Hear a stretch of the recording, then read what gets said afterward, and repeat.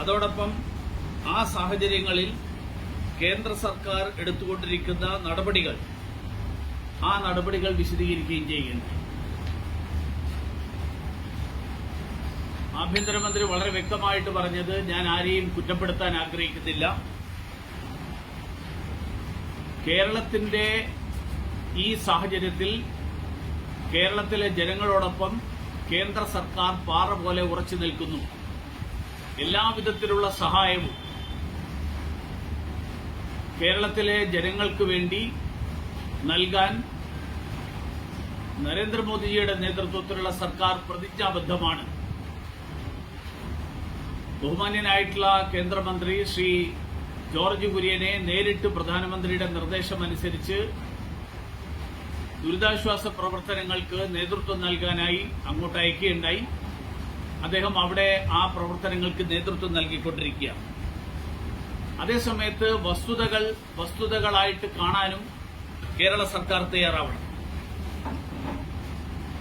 കേരളത്തിൽ കഴിഞ്ഞ നിരവധി വർഷങ്ങൾ, പ്രത്യേകിച്ച് കഴിഞ്ഞ 5 വർഷങ്ങൾക്കിടയിൽ 350 പേർക്ക് ഉരുൾപൊട്ടലും അതുമായിട്ട് ബന്ധപ്പെട്ടിട്ടുള്ള പ്രകൃതി ദുരന്തങ്ങളുടെയും ഫലമായിട്ട് ജീവൻ നഷ്ടപ്പെട്ടിട്ടുണ്ട്. 2018 മുതൽ ഉള്ള നിരവധി സംഭവങ്ങൾ, ആ സംഭവങ്ങൾ അതിന്റെ ഭാഗമായിട്ടുണ്ടായിട്ടുണ്ട്. ഡൽഹി IIT 2023 ഉരുൾപൊട്ടനുള്ള സാധ്യതകളെക്കുറിച്ച് ഇറക്കിയിട്ടുള്ള മാപ്പ്, ആ മാപ്പിൽ വളരെ കൃത്യമായിട്ട് വയനാടിനെ കുറിച്ച് സൂചിപ്പിക്കുന്നുണ്ട്. പക്ഷേ ആ നിർദ്ദേശങ്ങൾ കേരള സർക്കാർ വേണ്ട രീതിയിൽ വേണ്ടത്ര ഗൌനിച്ചില്ല എന്നാണ് മനസ്സിലാവുന്നത്.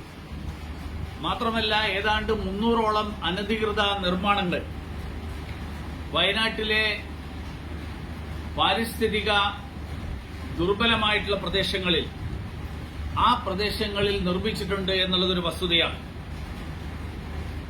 23-ാം തീയതിയും 24, 25, 26 തീയതികളിൽ കേന്ദ്ര സർക്കാർ ആഭ്യന്തര വകുപ്പ് നൽകിയിട്ടുള്ള മുന്നറിയിപ്പുകൾ, ആ മുന്നറിയിപ്പുകൾ വേണ്ട രീതിയിൽ ഗൌനിക്കാൻ സംസ്ഥാന ഗവൺമെന്റ് ആവശ്യമായിട്ടുള്ള നടപടികൾ എടുത്തില്ല എന്നുള്ളത് വസ്തുതകളുടെ അടിസ്ഥാനത്തിലാണ് ആഭ്യന്തരമന്ത്രി സൂചിപ്പിച്ചത്.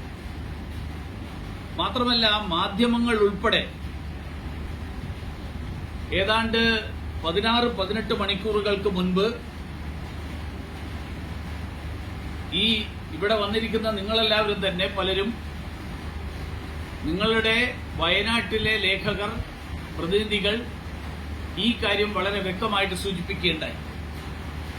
കൽപ്പറ്റയിലെ Hume centre for ecology and wildlife biology അവർ നൽകിയിട്ടുള്ള മുന്നറിയിപ്പ്, ആ മുന്നറിയിപ്പ് പത്രങ്ങൾ റിപ്പോർട്ട് ചെയ്തിട്ടുണ്ട്. മാത്രമല്ല, ആഭ്യന്തര വകുപ്പിന്റെ നിർദ്ദേശങ്ങൾ, ആഭ്യന്തര വകുപ്പിന്റെ മുന്നറിയിപ്പുകൾ, ആ മുന്നറിയിപ്പുകളിൽ വളരെ വളരെ കൃത്യമായിട്ട് സൂചിപ്പിക്കുന്ന ഒരു വസ്തുത, അതിതീവ്രമായിട്ടുള്ള മഴ, ആ മഴയ്ക്കുള്ള സാധ്യതകളും, ആ മഴയുടെ പശ്ചാത്തലത്തിൽ very heavy rainfall, very lightly, അതിൽ വിവിധ പ്രദേശങ്ങൾ പറഞ്ഞതിൽ കേരളമുണ്ട്. കേരളത്തിൽ തന്നെ ഉള്ള പ്രദേശങ്ങൾ പറഞ്ഞിട്ടുണ്ട്. അതിന്റെ പ്രത്യാഘാതങ്ങളെക്കുറിച്ച് പറഞ്ഞിട്ടുള്ളത് possibilities of damage to vulnerable structure, localised landslides, mudslides and mudslips, land sinks, mud sinks, ഇതൊക്കെ സംഭവിക്കാൻ സാധ്യതയുണ്ട്. അതിനെ തുടർന്ന് എടുക്കേണ്ട നടപടികൾ, ആ നടപടികളെക്കുറിച്ച് വളരെ കൃത്യമായിട്ട് പറഞ്ഞിട്ടുണ്ട്. അങ്ങനെയുള്ള എല്ലാ വിവരങ്ങളും, IMDയുടെ മുന്നറിയിപ്പുകൾ, ആഭ്യന്തര വകുപ്പിന്റെ മുന്നറിയിപ്പുകൾ, ഈ മുന്നറിയിപ്പുകളൊക്കെ പുറപ്പെടുവിച്ചതിന് ശേഷവും കേരള സർക്കാരിന്റെ ബന്ധപ്പെട്ട വകുപ്പുകളുടെ ഭാഗത്ത് നിന്ന് ഈ മുന്നറിയിപ്പുകളെ ഗൗരവത്തിലെടുത്തില്ല എന്നുള്ളതാണ് ഈ ദുരന്തത്തിന്റെ വ്യാപ്തി ഇത്രയും വലുതാവാനുള്ള കാരണം. ദുരന്തം തടയാൻ അല്ലെങ്കിൽ പ്രകൃതി ദുരന്തം ആർക്കും തടയാൻ സാധിക്കില്ല. പക്ഷേ ആളപായം, മനുഷ്യനാശം, ആ മനുഷ്യനാശം തടയാൻ ആവശ്യമായിട്ടുള്ള നടപടികൾ, ആ നടപടികളാണ് ആളുകളെ ഒഴിപ്പിക്കൽ തുടങ്ങിയിട്ടുള്ള നിരവധി കാര്യങ്ങൾ. ഉരുൾപൊട്ടൽ ഉണ്ടാകുന്നുണ്ട് എന്ന് വാർത്താ മാധ്യമങ്ങളുടെ റിപ്പോർട്ടുകളിൽ ആ പ്രദേശത്തുള്ള ആളുകൾ തന്നെ പറയുന്നത് കേരളത്തിലെ തന്നെ മാധ്യമങ്ങൾ റിപ്പോർട്ട് ചെയ്തിട്ടുണ്ട്. അങ്ങനെയിരിക്കെ മുന്നറിയിപ്പുകൾ കിട്ടിക്കഴിഞ്ഞാൽ മുന്നറിയിപ്പിന്റെ ടെക്നിക്കൽ സാങ്കേതികമായിട്ടുള്ള കാര്യങ്ങളിൽ പിടിച്ചുകൊണ്ട് ഞങ്ങൾക്ക് കിട്ടിയ അലർട്ട് ഇത്രയേ ഉണ്ടായിരുന്നുള്ളൂ, 200 ml പകരം 250 ml ആയി, ഈ തരത്തിലുള്ള കണക്കുകൾ ഉദ്ധരിച്ചുകൊണ്ട് സ്വന്തം വീഴ്ചകൾ ന്യായീകരിക്കാൻ ശ്രമിക്കുന്നതിന് പകരം ഈ വീഴ്ചകൾ ആവർത്തിക്കാതിരിക്കാനുള്ള നടപടികൾ, ആ നടപടികളാണ് സംസ്ഥാന സർക്കാരിന്റെ ഭാഗത്ത് നിന്ന് കേരളത്തിലെ ജനങ്ങൾ പ്രതീക്ഷിക്കുന്നത്. അതുകൊണ്ട് കേന്ദ്ര ആഭ്യന്തരമന്ത്രി രാജ്യസഭയിൽ നടത്തിയിട്ടുള്ള പ്രസ്താവനയുടെ അന്തസത്ത കേരളത്തിലെ ജനങ്ങളോടൊപ്പം നരേന്ദ്രമോദി സർക്കാർ നിൽക്കുന്നു. ആഭ്യന്തര വകുപ്പിന്റെയും പ്രതിരോധ വകുപ്പിന്റെയും സമ്പൂർണമായിട്ടുള്ള പിന്തുണയോടുകൂടിയിട്ടാണ് വയനാട്ടിലെ ദുരന്ത നിവാരണത്തിന് വേണ്ടിയിട്ടുള്ള വിവിധ പുനരധിവാസത്തിന് വേണ്ടിയിട്ടുള്ള പ്രവർത്തനങ്ങൾ നടക്കുന്നത്. പക്ഷെ അതേസമയത്ത് ഈ വസ്തുതകൾ പാർലമെന്റിന്റെ മുൻപിൽ അവതരിപ്പിക്കാതിരിക്കുന്നത് വസ്തുതകൾ മറച്ചുവെക്കലായിരിക്കും. അതുകൊണ്ട് ആഭ്യന്തരമന്ത്രി വസ്തുതകൾ പാർലമെന്റിൽ മുന്നിൽ വെക്കാൻ നിർബന്ധിതമായത് മാർക്സിസ്റ്റ് പാർട്ടിയുടെ തന്നെ മെമ്പർമാര് അവരുന്നയിച്ച ആരോപണങ്ങളുടെ ഫലമായിട്ടാണ്. ഇന്ത്യയിലുണ്ടായിട്ടുള്ള 3000-ലധികം പ്രകൃതി ദുരന്തങ്ങളിൽ അല്ലെങ്കിൽ മണ്ണൊലിപ്പുകളിൽ, ഉരുൾപൊട്ടലുകളിൽ 2000-ലധികം കേരളത്തിലാണ്. ഞങ്ങള് ബജറ്റ് ചർച്ചയ്ക്കിടയിൽ ധനകാര്യമന്ത്രിയോട് അഭ്യർത്ഥിച്ചു, കേരളത്തിന് വേണ്ടിയിട്ടുള്ള സഹായമൊന്നും ചെയ്തിട്ടില്ല, മറ്റുള്ളവരുടെയൊക്കെ പേര് പറഞ്ഞ് സഹായിച്ചു.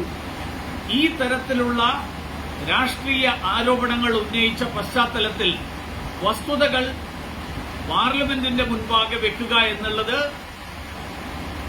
ആഭ്യന്തരമന്ത്രിയുടെ പാർലമെന്റിനോടുള്ള ഉത്തരവാദിത്തത്തിന്റെ ഭാഗമായിട്ടാണ്. അതിൽ ഇനി മുന്നോട്ട് ഇത്തരത്തിലുള്ള സംഭവങ്ങൾ ആവർത്തിക്കാതിരിക്കാൻ ആവശ്യമായിട്ടുള്ള നടപടികൾ സംസ്ഥാന സർക്കാരിന്റെ ഭാഗത്ത് നിന്ന് എടുക്കുന്നതിന് പകരം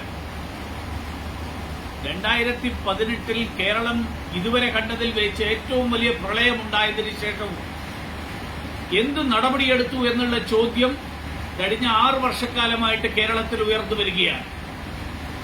എന്തായിരുന്നു ആ പ്രളയത്തിന് കാരണം? ആ പ്രളയം ഇനിയും ആവർത്തിക്കാതിരിക്കാനുള്ള നടപടികൾ എന്താണ് സംസ്ഥാന സർക്കാർ കൈക്കൊണ്ടിട്ടുള്ളത് എന്നുള്ള ചോദ്യത്തിന് ഇന്നുവരെ ഉത്തരം നൽകപ്പെട്ടിട്ടില്ല.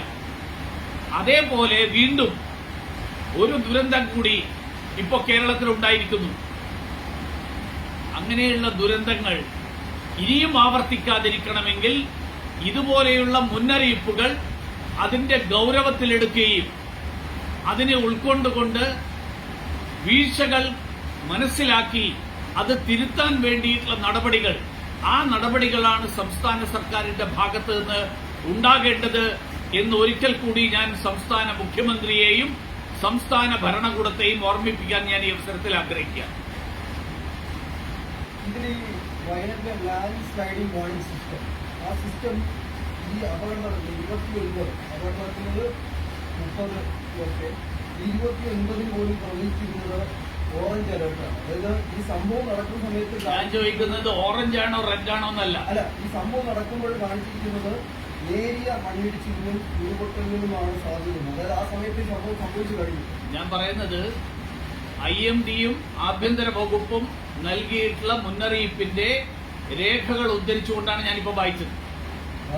അതിൽ മുന്നറിയിപ്പിൽ വളരെ കൃത്യമായിട്ട് ആഭ്യന്തര വകുപ്പ് നൽകിയിട്ടുള്ളതിന്റെ രേഖകളിൽ ഒഴിപ്പിക്കൽ ഉൾപ്പെടെയുള്ള കാര്യങ്ങൾ പറയുമ്പോൾ ആ ഒഴിപ്പിക്കൽ, അതുപോലെ മുന്നറിയിപ്പ് അതിതീവ്രമായിട്ടുള്ള മഴയുണ്ടാകും എന്ന് വന്നു കഴിഞ്ഞാൽ ഭൂചലനത്തിന് അല്ലെങ്കിൽ മണ്ണൊലിപ്പിന് ഉരുൾപൊട്ടലിന് സാധ്യതയുള്ള പ്രദേശങ്ങളിൽ അതിതീവ്രമായിട്ടുള്ള മഴയുണ്ടായിക്കഴിഞ്ഞാൽ അവിടെ നിന്ന് ആളുകളെ ഒഴിപ്പിക്കണം എന്നുള്ളത് സംസ്ഥാന ദുരന്ത നിവാരണത്തിന് നേതൃത്വം നൽകുന്ന മുഖ്യമന്ത്രിയുടെ നേതൃത്വത്തിലുള്ള സംവിധാനത്തിന് ഇതുവരെ മനസ്സിലായിട്ടില്ലെങ്കിൽ അതിന്റെ വീഴ്ച സംസ്ഥാന സർക്കാരിലെ ഈ കാര്യങ്ങൾ കൈകാര്യം ചെയ്യുന്ന ആളുകളുടേതാണ്.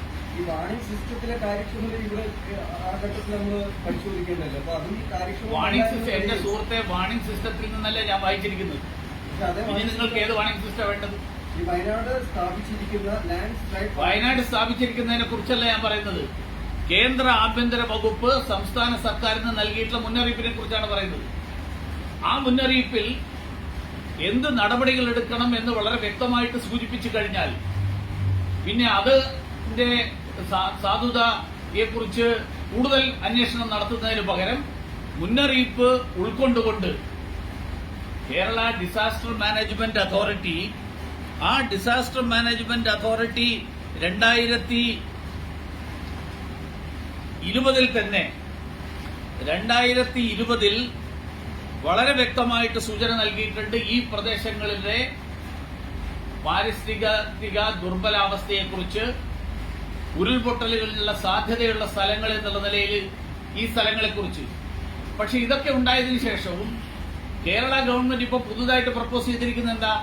2000 കോടി ചെലവഴിച്ചുകൊണ്ട് അതിൽ നിന്ന് 2 കിലോമീറ്റർ ദൂരെയുള്ള സ്ഥലത്തുകൂടി പുതിയ ടണൽ ഉണ്ടാക്കാൻ വേണ്ടിയിട്ടുള്ള പ്രപ്പോസലാണ് കൊടുത്തിരിക്കുന്നത്. ആ പ്രപ്പോസലും ഈ മുന്നറിയിപ്പും എങ്ങനെ ഒരുമിച്ച് പോവുക? ഇത് ഞാൻ ഈ തലേ ദിവസം കൊടുത്ത മുന്നറിയിപ്പിനെ കുറിച്ച് മാത്രമല്ല പറയുന്നത്. കഴിഞ്ഞ 5 വർഷക്കാലമായിട്ട് വിവിധ ഏജൻസികൾ കൊടുത്തിട്ടുള്ള മുന്നറിയിപ്പുകൾ, ആ മുന്നറിയിപ്പുകൾ അവഗണിച്ചുകൊണ്ട് ഗാഡ്ഗിൽ കമ്മീഷനും കസ്തൂരിരംഗൻ കമ്മീഷനും അടക്കം ശുപാർശ ചെയ്ത കാര്യങ്ങൾ തള്ളിക്കളഞ്ഞുകൊണ്ട് വയനാട്ടിലെ നിരവധി പ്രദേശങ്ങളിൽ ആ പ്രദേശങ്ങൾ പാരിസ്ഥിതിക ദുർബല പ്രദേശങ്ങളാണ് എന്ന് ചൂണ്ടിക്കാണിച്ചത്, ആ ചൂണ്ടിക്കാണിച്ചതൊക്കെ മറച്ചു പിടിച്ചുകൊണ്ട് വീണ്ടും അവിടെ നിർമ്മാണ പ്രവർത്തനങ്ങൾക്ക് അനുമതി കൊടുക്കുന്ന ഒരു സാഹചര്യം 2020 കേരള ഡിസാസ്റ്റർ മാനേജ്മെന്റ് അതോറിറ്റി ജില്ലയിലെ 18 ഉരുൾപൊട്ടലിനുള്ള സാധ്യതകളുള്ള സ്ഥലങ്ങളിൽ ഒന്ന് ആയിട്ട് മുണ്ടക്കൈ ഐഡന്റിഫൈ ചെയ്തിരുന്നു. ആ മുന്നറിയിപ്പ് സംസ്ഥാന സർക്കാരിന്റെ മുന്നിലുണ്ട്. 4000-ഓളം ആളുകളെ വയനാട്ടിലെ പശ്ചിമഘട്ടങ്ങളുടെ കിഴക്കൻ ഭാഗത്ത് നിന്ന് ഒഴിപ്പിക്കുന്നതിനെ കുറിച്ചുള്ള മുന്നറിയിപ്പ് നൽകിയിട്ടുണ്ട്. 2018 തൊട്ട് 100ഓളം ഉരുൾപൊട്ടലുകൾ ഈ പ്രദേശത്തുണ്ടായിട്ടുണ്ട്. മുണ്ടക്കയിൽ മാത്രം 1984-ലും 2020-ലും അതിനുശേഷം ഇപ്പൊ ഏറ്റൊടുവിലത്തെ ഈ ഉരുൾപൊട്ടലും ഉണ്ടായിട്ടുണ്ട്. ഈ തരത്തിലുള്ള എല്ലാ മുന്നറിയിപ്പുകളും, ആ മുന്നറിയിപ്പുകൾ എന്തുകൊണ്ട് സംസ്ഥാന ദുരന്ത നിവാരണ അതോറിറ്റിയും സംസ്ഥാന സർക്കാരും വേണ്ടത്ര അതിന് പ്രാധാന്യം നൽകിയില്ല എന്നുള്ളതാണ് ഈ തരത്തിലുള്ള ഇന്ന് 250 പേരുടെ ജീവൻ നഷ്ടപ്പെട്ടതായിട്ട് ഇപ്പൊ വിവരം കിട്ടിയിട്ടുള്ള തരത്തിലുള്ള ഒരു വളരെ ഗുരുതരമായിട്ടുള്ള ഒരു പ്രകൃതി ദുരന്തത്തിന് കാരണമായിട്ടുണ്ട്. ഞാൻ അപ്പോഴും ചോദിക്കുന്നത്, മുന്നറിയിപ്പ് കേന്ദ്രം നൽകിയിരുന്നു. ഞാൻ ചോദിക്കുന്നത് ഈ ജില്ലകളിൽ സ്ഥാപിച്ചിരിക്കുന്ന വാണിംഗ് സിസ്റ്റവുമായി ബന്ധപ്പെട്ട് അപ്പൊ അത് കാര്യക്ഷമമല്ല എന്നൊരു അഭിപ്രായം ഉണ്ടോ? ഞാൻ ചോദിക്കട്ടെ, അതിനെ കുറിച്ചല്ലല്ലോ എന്റെ ചോദ്യം. ഞാൻ പറഞ്ഞത് കേന്ദ്ര സർക്കാർ ആഭ്യന്തര വകുപ്പ് മുന്നറിയിപ്പ് നൽകിയിരുന്നു. ആ മുന്നറിയിപ്പ് എന്തുകൊണ്ട് അവഗണിച്ചു എന്നാണ് എന്റെ ചോദ്യം. മുഖ്യമന്ത്രി അതിനാണ് മറുപടി പറയേണ്ടത്. അതല്ലാതെ ആഭ്യന്തരമന്ത്രി നൽകിയ പ്രസ്താവന അടിസ്ഥാനരഹിതമാണെന്നുള്ള മറുപടിയല്ല പറയേണ്ടത്. അദ്ദേഹം പറഞ്ഞത് ജില്ലയിൽ സ്ഥാപിച്ച ഇതിനെ കുറിച്ചല്ല. അദ്ദേഹം പറഞ്ഞത് രാജ്യസഭയിലെ ആഭ്യന്തരമന്ത്രിയുടെ പ്രസ്താവനയെ കുറിച്ചാണ്. ഞാൻ ആഭ്യന്തരമന്ത്രിയുടെ പ്രസ്താവനയ്ക്കെതിരായിട്ട് മുഖ്യമന്ത്രി നടത്തിയിട്ടുള്ള അടിസ്ഥാനരഹിതമായിട്ടുള്ള വസ്തുതകൾ മറച്ചു പിടിച്ചുകൊണ്ട് സ്വന്തം വീഴ്ച മറച്ചു പിടിക്കാൻ വേണ്ടിയിട്ട് രക്ഷപ്പെടാൻ വേണ്ടി നടത്തുന്ന ഈ തരത്തിലുള്ള പരാമർശങ്ങൾ, ആ പരാമർശങ്ങൾ ഉത്തരവാദപ്പെട്ട സ്ഥാനത്തിരുന്നു കൊണ്ട് മുഖ്യമന്ത്രി പോലെയുള്ള ഒരാൾ നടത്തരുത് എന്നാണ് എനിക്ക് പറയാനുള്ളത്. നമ്മുടെ അമിത്ഷാ ഇന്ന് സഭയിൽ പറഞ്ഞതും ഈ അഡ്വാൻസ്ഡ് ആയിട്ടുള്ള വാർണിംഗ് സിസ്റ്റം നമുക്കുണ്ട്. 4 രാജ്യങ്ങളിൽ ഒന്ന് ഇന്ത്യ ആണെന്ന് പറയുന്നുണ്ട്. അപ്പൊ അതിനെ ആ മുന്നറിയിപ്പുണ്ട് എന്ന് അദ്ദേഹം പറഞ്ഞതിന്റെ അർത്ഥം ആഭ്യന്തര വകുപ്പ് ആ മുന്നറിയിപ്പാണ് നൽകിയിരിക്കുന്നത് എന്നാണ്. അതുകൊണ്ടാണ് അതിനെ കോട്ട് ചെയ്താണ് പറഞ്ഞത്. അത്തരത്തിലുള്ള ഒരു വാർണിംഗ് സിസ്റ്റമാണല്ലോ സുഹൃത്തെ, അതല്ലേ ആഭ്യന്തര വകുപ്പ് കൊടുക്കുന്നത്. ഇനി നിങ്ങൾക്ക് ആഭ്യന്തര വകുപ്പ് കൊടുക്കുന്നതൊന്നും എടുക്കില്ല എന്നാണ്. ഇതാരുടെ നിങ്ങളുടെ ചോദ്യമാണോ മുഖ്യമന്ത്രിയുടെ ചോദ്യമാണോ? നിങ്ങളുടെ ചോദ്യം. ഞാൻ മുഖ്യമന്ത്രി പറഞ്ഞിട്ടുള്ള വസ്തുതകൾ മറച്ചുപിടിക്കാനും വീഴ്ച മറച്ചുപിടിക്കാനും വേണ്ടി നടത്തുന്ന ശ്രമം, ആ ശ്രമം ഇനിയെങ്കിലും അവസാനിപ്പിക്കണം എന്നാണ് എനിക്ക് പറയാനുള്ളത്. നിങ്ങൾ പറയുന്ന വാർണിംഗ് സിസ്റ്റം എനിക്കറിയില്ല, ഞാനത് അന്വേഷിക്കും.